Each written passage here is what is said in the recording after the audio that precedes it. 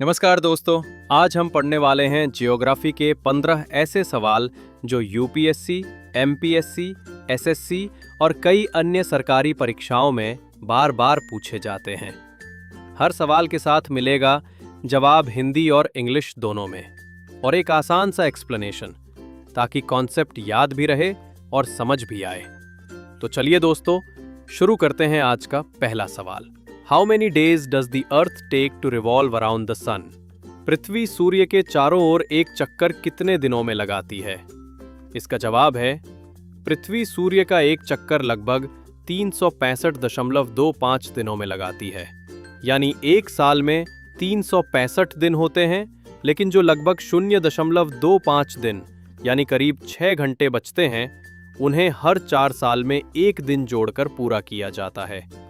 इससे बनता है लीप वर्ष, जिसमें 366 दिन होते हैं और उस साल फरवरी में 29 दिन होते हैं। असल में अगर देखा जाए तो पृथ्वी को सूर्य का एक चक्कर पूरा करने में लगभग 365 दिन, 5 घंटे, 48 मिनट और 46 सेकंड लगते हैं।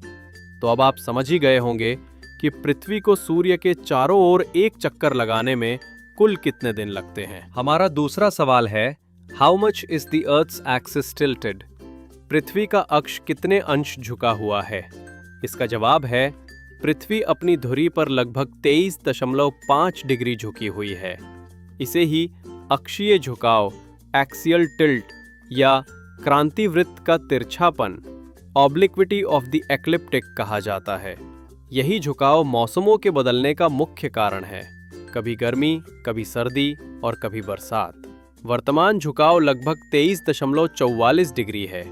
अगर इसे क्रांतिवृत्त के तल के लंबवत से मापा जाए तो ये झुकाव 23.5 डिग्री होता है। और अगर पृथ्वी की धुरी और उसकी कक्षा के तल के बीच का कोण देखें तो वो लगभग 66.5 डिग्री, 90 डिग्री -23.5 डिग्री होता है। यही कारण है कि हमें हर साल अलग अलग ऋतुएं, सीजन्स देखने को मिलती हैं। हमारा तीसरा सवाल है, Where does India receive the highest rainfall? Bharat में सबसे ज्यादा वर्षा कहाँ होती है? इसका जवाब है, भारत में सबसे ज्यादा वर्षा मेघालय के पूर्वी खासी हिल्स जिले में स्थित मावसिनराम गांव में होती है। दरअसल ये दुनिया का भी सबसे अधिक वर्षा वाला स्थान माना जाता है, जहां औसत वार्षिक वर्षा लगभग 11,872 मिमी यानी 467.4 इंच होती है। पहले इसे छोड़कर चेरापूंजी को सबसे ज्यादा वर्षा वाला स्थान माना जाता था, लेकिन अब मावसिनराम में उससे भी ज्यादा बारिश होती है। हमारा चौथा सवाल है, what is the total length of the equator? भूमध्य रेखा की कुल लंबाई कितनी है? इसका जवाब है, भूमध्य रेखा की कुल लंबाई लगभग 40,075 किलोमीटर यानी 24,901.5 मील है। ये पृथ्वी की सबसे चौड़ी परिधि है, जो इसे उत्तरी और दक्षिणी गोलार्ध में बांटती है। भूमध्य रेखा 0 डिग्री अक्षांश पर स्थित है और इसे ग्रेट सर्कल भी कहा जाता है। हमारा पांचवा सवाल है, विच is the longest river in India? Bharat की सबसे लंबी नदी कौन सी है? भारत की सबसे लंबी नदी गंगा है, जिसकी कुल लंबाई लगभग 2,525 किलोमीटर है। ये नदी उत्तराखंड में स्थित गंगोत्री ग्लेशियर से निकलती है और हिमालय से बहते हुए भारत के मैदानी इलाकों से गुजरकर अंत में बंगाल की खाड़ी में गिरती है। गंगा नदी को हिंदू धर्म में पवित्र माना जाता है और ये लाखों लोगों के लिए जीवन रेखा है। हमारा छठा सवाल है, व्हाट इज अ प्लेटू? पठार क्या होता है? इसका जवाब जानते हैं। पठार एक ऐसी भू आकृति है जो समुद्र तल से ऊपर स्थित होती है और ऊंची व सपाट होती है। इसकी कम से कम एक दिशा में ढलान या खड़ी चट्टानें होती हैं। इसे टेबल लैंड भी कहा जाता है क्योंकि इसकी ऊपरी सतह सपाट होती है। पठार दुनिया के हर महाद्वीप पर पाए जाते हैं और ये पृथ्वी के लगभग 1/3 भूमि क्षेत्र को कवर करते हैं। ये पर्वत मैदान और घाटियों के साथ पृथ्वी की 4 प्रमुख भू आकृतियों में से एक हैं। दक्कन पठार इसका एक प्रमुख है, उदाहरण है जो प्राचीन ज्वालामुखीय चट्टानों से बना हुआ है। हमारा 7वां सवाल है, विच is the highest peak in India? Bharat की सबसे ऊंची चोटी कौन सी है? इसका जवाब जानते हैं। भारत की सबसे ऊंची चोटी कंचनजंगा है, जिसकी ऊंचाई लगभग 8,586 मीटर यानी 28,169 फीट है। ये चोटी हिमालय पर्वत श्रृंखला में सिक्किम और नेपाल के बीच स्थित है और ये दुनिया की तीसरी सबसे ऊंची चोटी है। इसे 5 खजाने बर्फ भी कहा जाता है। हमारा 8वां सवाल है, in which type of climate do deserts form?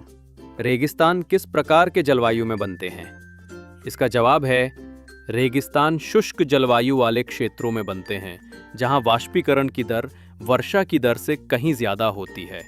ऐसी जलवायु में सालाना वर्षा आमतौर पर 25 सेंटीमीटर 10 इंच से कम होती है। रेगिस्तान गर्म और ठंडे दोनों प्रकार के हो सकते हैं, लेकिन इनकी मुख्य विशेषताएं होती हैं बहुत कम वर्षा, कम नमी और दिन और रात के बीच तापमान में बड़ा अंतर। हमारा 9वां सवाल है, what is the impact of melting Himalayan glaciers? हिमालयी ग्लेशियरों के पिघलने से क्या असर पड़ता है?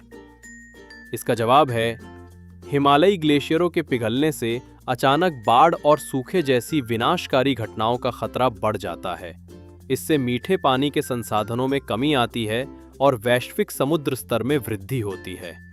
ग्लेशियर पिघलने के कारण नदियों में पानी का प्रवाह अस्थिर हो सकता है और मॉनसून के पैटर्न पर नकारात्मक प्रभाव पड़ सकता है, जिससे बाढ़ और सूखे की घटनाएं बढ़ सकती हैं। इसके अलावा ये भूस्खलन के जोखिम को भी बढ़ाता है और आसपास के क्षेत्रों में सामाजिक आर्थिक चुनौतियां पैदा करता है। ज्ञान बढ़ाना है तो साथ चलिए, लाइक कीजिए, सब्सक्राइब कीजिए और सीखते रहिए हमारे साथ। चलिए शुरू करते हैं हमारा 10वां सवाल। Which is the 0 degree longitude? 0 degree रेखांश कौन सा है? इसका जवाब है, 0 डिग्री रेखांश को प्रधान मध्याह्न रेखा, प्राइम मेरिडियन या ग्रीनविच मेरिडियन कहा जाता है, जो इंग्लैंड के ग्रीनविच शहर से होकर गुजरती है। ये रेखा भौगोलिक निर्देशांक के लिए 0 डिग्री रेखा है और इसी रेखा से पूर्व और पश्चिम दोनों ओर की दूरी मापी जाती है। हमारा 11वां सवाल है, which ocean has the highest salinity? किस महासागर का पानी सबसे ज्यादा खारा होता है? इसका जवाब है, अटलांटिक महासागर में वाष्पीकरण अधिक होता है, जबकि वर्षा कम होती है। इस कारण यहाँ नमक की मात्रा ज्यादा रहती है। हमारा 12वां सवाल है, व्हाट इज कोस्टल इरोजन? तटीय क्षरण क्या है? इसका जवाब है, तटीय क्षरण वो प्रक्रिया है जिसमें समुद्र की लहरें, हवा, बारिश और बर्फ लगातार तट और चट्टानों पर प्रभाव डालते हैं, जिससे वे धीरे धीरे घिसती या नष्ट हो जाती हैं। ये एक प्राकृतिक प्रक्रिया है। अगर सरल शब्दों में समझे तो लहरें लगातार तट से टकराती हैं और मिट्टी, रेत और चट्टानों को बहा लेती हैं, और तूफान और तेज हवाएं लहरों की ताकत बढ़ाती हैं, जिससे भूमि कटती है। मानव गतिविधियां जैसे समुद्र तट से रेत निकालना, जिसे हम रेत खनन बोलते हैं, उससे तट कमजोर होता है, और नदियों पर बांध बनाने और तट पर निर्माण से तलछट का प्रवाह बदलता है, जिससे क्षरण बढ़ता है। हमारा 13वां सवाल है, व्हाट इज मॉनसून? मॉनसून क्या होता है? इसका जवाब है, मॉनसून एक मौसमी पवन प्रणाली है जिसमें हवाओं की दिशा साल में 2 बार बदलती है, गर्मियों और सर्दियों में। ये मुख्य रूप से तापमान और दाब के अंतर के कारण होता है। भारत में दक्षिण पश्चिमी मॉनसून जून से सितंबर तक वर्षा लाता है और देश की लगभग 70% खेती इसी बारिश पर निर्भर करती है। हमारा 14वां सवाल है, व्हाट इज डेजर्टिफिकेशन? मरुस्थलीकरण यानी वाळवंटीकरण क्या है? इसका जवाब है, मरुस्थलीकरण वो प्रक्रिया है जिसमें उपजाऊ भूमि धीरे धीरे अपनी उत्पादकता और वनस्पति खोकर रेगिस्तान जैसी हो जाती है।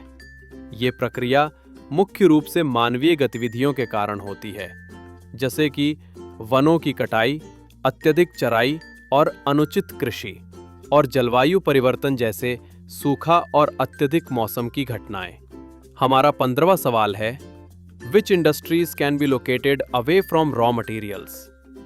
कौन से उद्योग कच्चे माल से दूर लगाए जा सकते हैं? आइए इसका जवाब जानते हैं।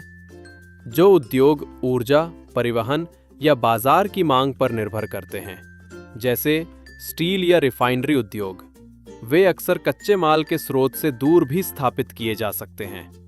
आधुनिक उद्योगों के स्थान का चयन करते समय केवल कच्चे माल ही नहीं, बल्कि ऊर्जा, परिवहन और बाजार की उपलब्धता को भी प्राथमिकता दी जाती है। अगर आपको ये वीडियो पसंद आया हो तो इसे ज़्यादा से ज़्यादा शेयर करें। ऐसे और रोचक और ज्ञानवर्धक वीडियो देखने के लिए वीडियो को लाइक करें और हमारे चैनल को सब्सक्राइब करना ना भूलिए। साथ ही बेल आइकन दबाइए ताकि कोई नया वीडियो मिस ना हो।